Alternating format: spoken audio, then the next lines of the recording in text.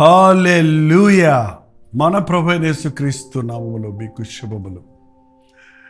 మరొకసారి ఈ సంవత్సరంలోని చివరి రోజులోనికి వచ్చినాం. దేవుని కృప ఉంటే మరో నూతన సంవత్సరంలో ప్రవేశించడానికి దేవుడు ఇచ్చినటువంటి అవకాశాన్ని బట్టి ఆయనకి స్తుతులు చెల్లిద్దాం. ఈరోజు ఆదివారం ప్రభు దినం. రేపు కొత్త సంవత్సరపు ఆరాధన ఉంది కాబట్టి ఈ ఆదివారం ఆలయానికి వెళ్ళడం మర్చిపోకండి. చివరి ఆదివారం, 52వ ఆదివారం ఈ సంవత్సరంలో దేవుని మాటలు విందాం, దేవుని చిత్తాన్ని ఎరుగుదాం. మనం ఎక్కడున్నాం ఆయన దృష్టిలోని పరిశీలించుకుందాం. చిన్న ప్రార్థనతో ఈరోజు వాక్యాన్ని ధ్యానిద్దాం. పరిశుద్ధుడా, నీకు వందనములయ్యా. మరొకసారి ఈ సంవత్సరాంతములో ఈ చివరి ఆదివారము నీ ఆలయంలోనికి వెళ్ళి నిన్ను ఆరాధించుటకు ముందు ఈ ఉదయ కాలములో మా హృదయాలను స్పందించమని క్రీస్తు నామములో అడుగుచున్నాను తండ్రి. ఆమేన్. 2023 సంవత్సరం జనవరి 1వ తారీఖున మీరు చేసిన తీర్మానాలు మీకు ఏమైనా గుర్తున్నాయా? దేవుని కృపలో మరి సంవత్సరం అంతా మనల్ని కాపాడి సజీవులుగా ఉంచి ఆరోగ్యవంతులుగా ఉంచి ఆయన్ని స్తుతించుటకు, ఆయన వాక్యాన్ని ఆలకించి ఆశీర్వదించబడుటకు ఎన్ని విషయాల్లో మనం వర్ధిల్లామో, దీవించబడ్డామో అన్నది ఒక్కసారి గుర్తు చేసుకుంటున్నారా? నా ప్రాణమా యెహోవాను సన్నుతించుము, నా అంతరంగమునున్న సమస్తమా ఆయన పరిశుద్ధ నామమును సన్నుతించుము, ఆయన చేసిన ఉపకారములలో దేనిని మరువకము అని చెప్పే మనం ఈ 365 రోజుల్లో ఆయన చేసిన మేలులను గుర్తు చేసుకొని ఆయన్ని స్తుతించవలసిన సమయం ఇది. మన లెక్కలు సరిచేసుకోవలసిన సమయం. అంతేకాదు, ఈ 365 రోజుల్లోనూ ఎన్నిసార్లు ఎన్ని విషయాల్లో మన ప్రభువును దుఃఖపరిచాము, ఆయన్ని బాధ పెట్టాము, ఆయన వాక్యానికి విరుద్ధంగా జీవించాము, ఎన్ని విషయాల్లో మనం అపనమ్మకస్తులుగా ఉన్నాము అన్నది కూడా పరిశీలించుకొని పశ్చాత్తాపడటానికి ఈరోజు last day of this year చాలా అవసరమైందండి. ఈరోజు ప్రతి క్షణాన్ని మనం సద్వినియోగపరుచుకుందాం. కళ్ళు మూసుకొని తెరిచేటప్పటికి మరో కొత్త సంవత్సరం వస్తుంది. కళ్ళు మూసుకొని తెరిచేటప్పటికి ఇదిగో నూతన సంవత్సరంలో ప్రవేశించబోతున్నాం. మరి ఆదివారం మీ మందిరాలలో 31st night watch night service ఉందా? కనిపెట్టు ఆరాధన ఉందా? ఉపవాసముతో, ప్రార్థనతో, దేవుని సన్నిధిలో సిద్ధపడుతూ, ఆశీర్వాదాలతో, వాగ్దానాలతో కొత్త సంవత్సరంలో ప్రవేశించడానికి మందిరాలకు వెళ్ళండి. చెన్నై పరిసర ప్రాంతాల్లో ఉన్న వారికి ఐశ్వర్య మహల్లో వాచ్ నైట్ సర్వీస్ను ఏర్పాటు చేస్తున్నాం. మీరు మీ మందిరాలలో, ఆలయంలో లేకపోతే ఇక్కడికి రావచ్చు, లేక లైవ్లో వీక్షించవచ్చు. కొత్త సంవత్సరంలో రోడ్ల మీద హ్యాపీ న్యూ ఇయర్ అని అరుచుకుంటూ తిరగటానికి కాదు, కానీ దేవుడు మరో సంవత్సరం ఇచ్చాడని డ్రింక్ అండ్ డ్యాన్స్ అని ఎంతోమంది ఈ సమయాన్ని, ఈ అవకాశాన్ని దుర్వినియోగపరుచుకుంటుండగా, దినములు చెడ్డవి గనక అవి అజ్ఞానుల వలె కలక జ్ఞానుల వలె మన సమయాన్ని సద్వినియోగపరుచుకుందాం. ఈరోజు దేవుని సన్నిధిలో కనిపెడుతున్న మనల్ని మనం పరిశీలించుకోవాల్సి ఉంది. ఇంతవరకు ఏం చేసాం? ఒక ల్యాండ్ మార్క్. ఇప్పటి వరకు ఎలా ఉన్నాము, ఇక మీదట ఎలా ఉండాలి? భవిష్యత్తును గురించి దుఃఖపడొద్దన్నాడు ప్రభు, కానీ భవిష్యత్తును గురించి సిద్ధపడొద్దని ప్రభు చెప్పలేదండి. భవిష్యత్తును గురించి మీరు ఏదో వర్రీ అవ్వద్దు, వేదన పడొద్దు, బాధపడొద్దు అన్నాడే కానీ భవిష్యత్తును గురించిన దేవుని చిత్తాన్ని తెలుసుకోవద్దు అని చెప్పలేదండి.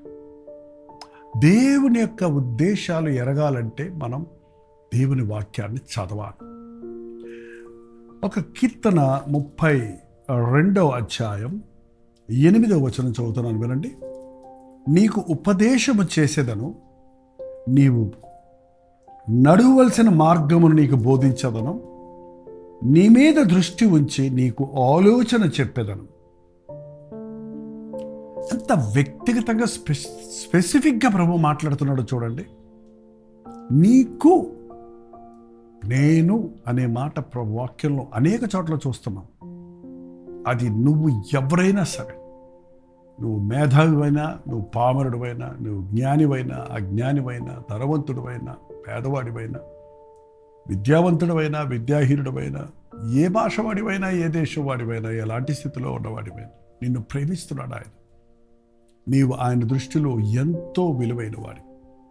ప్రతి ఒక్కరి పట్ల ఆయనకి ప్రత్యేకమైన ప్రణాళికలు ఉన్నాయి, తలంపులు ఉన్నాయి, ఆలోచనలు ఉన్నాయి.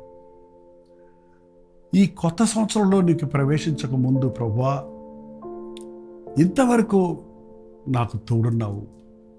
చాలాసార్లు నీ స్వరాన్ని వినక, నీ చిత్తమును ఎరుగక నా బ్రతుకును వృధాపరుచుకున్నాను. నీ ప్రణాళికలు ఎరగటానికి నేను ఆశ కలిగి ఉన్నాను. నా కొరకు ఏ ఉద్దేశాలు కలిగి ఉన్నావో తెలియచేయి అని ప్రభువును అడుగుతూ మనం సిద్ధపడటం ఎంతో ప్రాముఖ్యమైంది. నీకు నేను ఉపదేశము చేసేదను. నీకు ఉపదేశం చేస్తాను, నీకు అర్థమయ్యేటట్టు చెప్తాను. కసురుకునేవాడు కాదండి ప్రభు, అరిసిపోయేవాడు కాదండి.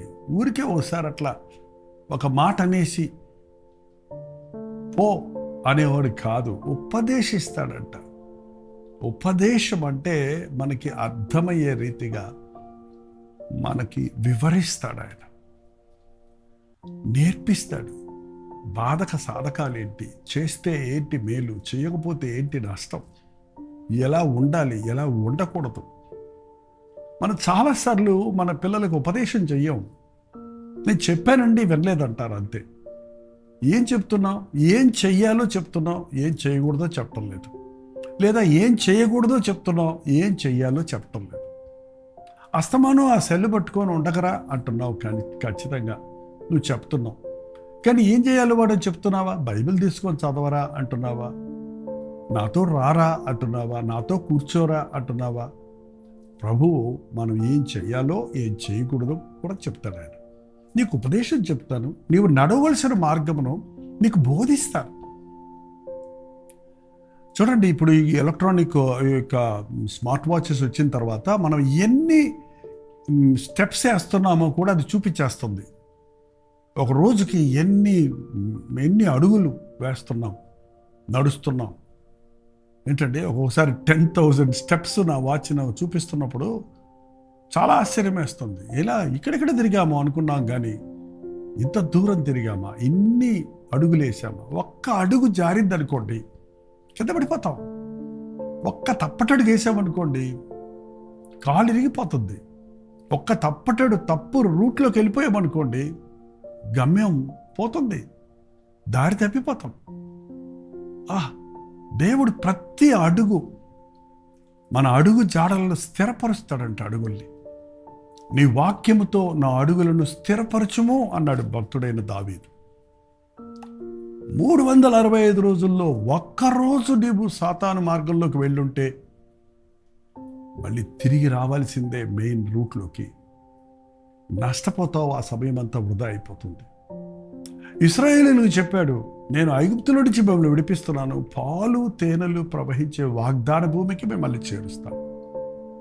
ఆయన మాట విని సింపుల్గా ఒబే ఉంటే, చెప్పింది చెప్పినట్టు చేస్తుంటే 40 రోజుల్లో పోయి చేరేవారంట, ఇంకా తక్కువ కాలంలోనే. కానీ వాళ్ళు మాట వెనక అటు పోము, ఇటు పోము, అది లేదు, ఇది లేదు, ఎక్కడ కాదు, అక్కడ కాదు అంటూ 40 సంవత్సరాలు తిరిగిలాడారండి. దారి తప్పి దేవుని తలంపులు ఎరగక, దేవుని మాట వినక, దేవునిపై తిరగబడి జీవితం అంతా వృధాపరుచుకున్నారు. ఉదయకాల సమయంలో ఒక్కసారి ఆలోచించండి, మీ వయసు ఎంత? మీరు ప్రభువుని ఎరిగి ఎన్ని సంవత్సరాలైంది? సరే, ప్రభువుని ఎరగక అజ్ఞాన దశలో ఉన్నప్పుడు సంగతి విడిచిపెట్టండి. అది చీకటిలో ఉన్నాం, మనకు తెలియదు, మన వృధా అయిపోయింది మన జీవితం. తప్పుడు మార్గాల్లో ఉన్నాం, తప్పుడు పనులు చేసాం, నష్టపోయాం. ప్రభువుని ఎరిగిన తర్వాత, రక్షించబడిన తర్వాత ఇప్పటి వరకు దేవుని చిత్తంలో ఉన్నారా? దేవుని మార్గంలో నడిచారా? వెనక్కి తిరిగి ఆలోచించుకోండి. ఎక్కడ తప్పు చేశారు? వివాహ విషయంలోనా? ఉద్యోగం విషయంలోనా, వ్యాపారం విషయంలోనా తప్పుడు సలహా తీసుకున్నారు, తప్పుడు నిర్ణయం తీసుకున్నాడు, తప్పుడు మార్గంలో పోయి నష్టపోయి మళ్ళీ సున్నాకు వచ్చారు. పరిశీలించుకుంటే, పశ్చాత్తాపడితే మరొకసారి ఆ తప్పు చేయకుండా ఇక మీదటైనా నూతన మార్గంలో, దేవుని మార్గంలో నడవడానికి మనకు అవకాశం ఉంటుంది. నన్ను అడగండి, మీరు వెళ్ళవలసిన దావిని మీకు చూపిస్తాను. నాకు లోబడు, నా మాట విను, నేను నీకు ఉపదేశం చేస్తాను, నువ్వు నడవలసిన మార్గం నీకు చూపిస్తాను, నీ మీద దృష్టి ఉంచి నీకు ఆలోచన చెప్పేదను.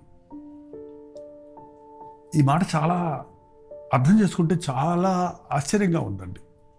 నీ మీదే దృష్టి ఉంచుతాడటండి. అంటే నిన్ను చూచువాడు, నిన్ను కాపాడువాడు కునుకడు నిద్రపోడు. నీవు రాంగ్ రూట్లోకి వెళ్ళినా, నువ్వు తప్పు రూట్లోకి వెళ్ళినా నిన్ను వెంటనే హెచ్చరించడానికి ఆయన నీ మీదే దృష్టి ఉంచున్నాడు. అందుకనండి దేవుని చిత్తము కానీ, దేవుని ఆలోచనలు కానీ ఒకేసారి ఒక పెద్ద పుస్తకంలో ప్రింట్ చేసి మనకి ఇవ్వడం, ఒకేసారి ఆయన వాయిస్ అంతా రికార్డ్ చేసి మనకి ఇవ్వడండి. ఒక జీపీఎస్ లాగా దేవుడు తన చిత్తాన్ని ఇయర్కి కావాల్సిన జీపీఎస్ ఇచ్చే ప్రభా అంటే అలా కుదరదు. నీవు నీ ప్రతి అడుగును ఆయన చూస్తుంటాడు, చెప్తుంటాడు. ఆయన చెప్పినట్టు నడుస్తుంటే సురక్షితంగా ఉంటాం. ప్రతిరోజు నీవు ఆయన చిత్తాన్ని ఎరగాలి, స్టెప్ బై స్టెప్. ఒక 7 అంతస్తుల బంగళా బిల్డింగ్ ఎక్కాలంటే ప్రతి మెట్టు ఎక్కుకుంటూ పోవాలి. లేదే ఇప్పుడు లిఫ్ట్లు వచ్చాయి కదా, అందులోకి వెళ్ళి బటన్ నొక్కితే అక్కడ ఉంటాం. అది కాదు దేవుని దగ్గర. దేవుని దగ్గర లిఫ్ట్ సిస్టమ్ లేదు, స్టెప్స్ సిస్టమ్ ఉంది. లిఫ్ట్ సిస్టంలో ఉన్న డిసడ్వాంటేజ్ ఏంటో నేను చెప్పనవసరం లేదు. ఎలక్ట్రిసిటీ పోయిందంటే ఎంత ప్రమాదం ఏర్పడుతుందో.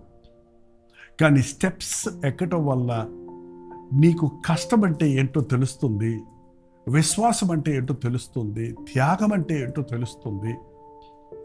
అది నీకు మేలుకరంగా మారుతుంది. ఒక్కొక్క మాట అబ్రహాముతో చెప్పాడు, నువ్వు రా, నేను పిలిచిన చోటకి నేను పంపిస్తాను. ఎక్కడ పంపిస్తున్నాడో చెప్పలేదు. దానికి ఎటు పోవాలో తెలియక నేను నడుస్తున్నాడు దేవుడు చెప్పినట్టుగా.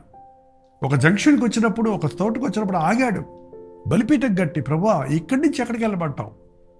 అక్కడి నుంచి ప్రభు వెళ్ళమన్న చోటుకెళ్ళా. మళ్ళీ చెప్పేవాడు.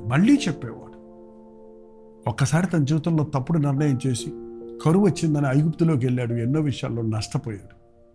దానివల్ల ఎంతో నష్టం కలిగింది. అది ఇంకోసారి ధ్యానించవచ్చు. మీరు ధ్యానించండి, చదవండి, తెలుసుకుంటాం. మన జీవితాలు అలాగ రాంగ్ రూట్లోకి వెళ్ళి, దేవుని చిత్తానికి వ్యతిరేకంగా వెళ్ళి నష్టపోయిన రోజులెన్ని, నెలలెన్ని, ఎంత నష్టపోయావు ఆర్థికంగా, శారీరకంగా, మానసికంగా, ఆధ్యాత్మికంగా. ఈ సంవత్సరం మన ముందున్న నూతన సంవత్సరంలో దేవుని చిత్తంలో నడవడానికి గత సంవత్సరంలో, ఈ నడుచుచున్న సంవత్సరంలో మన స్థితిని మనం సరిచేసుకుంటే, మన తప్పుల ద్వారా మనం నేర్చుకోగలుగుతాం. మన పొరపాట్లను మన యొక్క స్టెప్పింగ్ స్టూల్స్గా చేసుకుంటే వాటిని అధిరోహించగలుగుతాం. ఈ రోజున దేవుడు తన స్వరమును నీకు వినిపింపచేసి, నీవు ఉపదేశం చేసేదను, నీవు నడవలసిన మార్గమును నీకు బోధించదను, నీ మీద దృష్టి ఉంచి నీకు ఆలోచన చెప్పేదను. I will advise you. ఎప్పుడు నీకు ఆలోచన కావాలన్నా, ఎప్పుడు నీవు కేక వేసి ఏం చేయమంటావు ప్రభు అంటే, ఇదిగో ఇది చేయి. ఎక్కడికి వెళ్ళమంటావు ప్రభు? ఇదిగో ఇక్కడికి. ఎట్లా ప్రభు? ఇదిగో నేను తోడున్నాను, నా కనుదృష్టి నీ మీద ఉంది అని మనల్ని నడిపించే ప్రభు ఉన్నాడు. కాబట్టి మొదటగా ఈ 2023 సంవత్సరంలో, ఈ 365 రోజుల్లో ఎంతగా మనం దేవుని మేలులు పొందామో గుర్తు చేసుకుందాం. ఎన్ని విధాలుగా ప్రభువును దుఃఖపరిచామో అనేది జ్ఞాపకం చేసుకుందాం. ఎన్నిసార్లు మనం దారి తప్పి నష్టపోయామో అన్నది మనం పరిశీలన చేసుకుందాం. పశ్చాత్తాపడి మన హృదయాన్ని సరిచేసుకొని, సిద్ధపరచుకొని మరో నూతన సంవత్సరంలో ప్రవేశించుటకు మనల్ని మనమే దేవునికి అప్పగించుకుందాం. ప్రార్థన. పరిశుద్ధుడా, ప్రేమగల తండ్రి, మరొకసారి ఈ చివరి ఆదివారము నీ సన్నిధిలో అనుదిన ధ్యానము కొరకు కూడి వచ్చిన ప్రతి ఒక్కరిని దర్శించయ్యా. నీ కృపలో మమ్మను కాచి కాపాడినందుకు వందనములు చెల్లిస్తున్నాం. మా ముందున్న సంవత్సరంలో మేము ప్రవేశించి నీ చిత్తములో నడుచున్నట్లు నీ ఆలోచన కొరకు, నీ ఉపదేశము కొరకు, నీ బోధ కొరకు కనిపెట్టుకున్నట్టుకు, నీ వాగ్దానాలు పొందుకున్నట్టుకు మా ఒక్కొక్కరికి సహాయము చేయమని క్రీస్తు నామములో అడుగుచున్నాము తండ్రి. ఆమేన్. తండ్రి అయిన దేవుని యొక్క ప్రేమయు, కుమారుడైన క్రీస్తు యొక్క కృపయు, ఆదరణకర్త అయిన పరిశుద్ధాత్మ యొక్క సహవాసము కూడి వచ్చిన మనందరికీ ఇప్పుడు సదాకాలం తోడై ఉండును గాక. ఆమేన్. దేవుని స్తోత్రం. మీ ప్రార్థనావసరతలు, భారాలు, అలాగే మీ ప్రైజ్ రిపోర్ట్స్ 954041 నెంబర్కి ఒక టెక్స్ట్ లేక వాయిస్ మెసేజ్ ద్వారా వాట్సాప్ పంపించండి. మీకోసం మేము ప్రార్థిస్తున్నాం. ఇతర దేశాల్లో ఉన్నవారు 91001008 నెంబర్కి మీ ప్రార్థనావసరతలు పంపించండి. ఇవాళ ఆదివారం కదా, మీ మందిరాలకు వెళ్ళండి. చివరి ఆదివారం దేవుని సన్నిధిలో గడపండి. దేవుని వాక్యం ద్వారా మీ హృదయాలను చక్కబెట్టుకోండి. ఉచితమైతే కల్వరి చర్చిలో జరిగే ఆరాధన కూడా ఒక సెషన్ మీకు లైవ్ ఇస్తాం, వీక్షించండి. ఉచితమైతే మధ్యాహ్నం 3 గంటలకి హెచ్చరిక. అలాగే వాళ్ళ రాత్రి 31వ తారీఖు రాత్రి వాచ్ నైట్ సర్వీస్ ఉంది కాబట్టి కల్వరి ప్రతిధ్వని ప్రత్యేకమైన ఎపిసోడ్ ఉండదు, కానీ వాచ్ నైట్ సర్వీసును మీకు లైవ్ ఇవ్వడానికి మేము ప్రయత్నిస్తాం. మీరు కూడా మాతో పాటు లైవ్లో జాయిన్ అవ్వండి. మీ చర్చెస్లో కనిపెట్టి ఆరాధన ఉంటే అక్కడికే వెళ్ళండి. ఇతర దేశాల్లో ఉన్నవారు, తెలుగు ఆరాధన లేనివారు, వెళ్ళలేక పలకల మీద ఉన్నవారి కొరకు మాత్రమే ఆ లైవ్ అనేది మేము ఇస్తున్నాము. మీ అనుకూలతను బట్టి మీరు ఇంకో సమయంలో మీ మందిరానికి వెళ్ళొచ్చి తర్వాత వీక్షించండి.